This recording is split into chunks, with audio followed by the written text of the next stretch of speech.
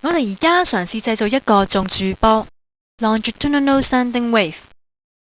首先，我哋準備一條長彈簧，彈簧嘅上端係固定嘅，而下端我哋就接駁住一個振動器。我哋將振動器連接到一個信號輸出器 （signal generator）， 係用嚟調校振動嘅頻率。而家我哋將頻率慢慢增加，當頻率達到某一個數值嘅時候，駐波就會形成啦。我哋可以留意到有啲地方永遠都唔震嘅，呢啲地方我哋稱為波折 nose。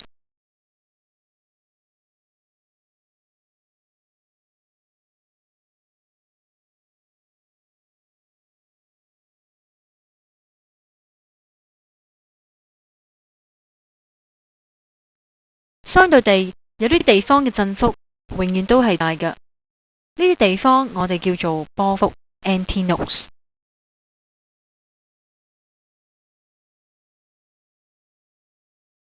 我哋而家睇到彈簧上面有幾個波折同波幅啦。如果我哋繼續將振動嘅頻率增加至更高嘅數值，我哋就會見到駐波嘅波幅同波折數目都會相應增加。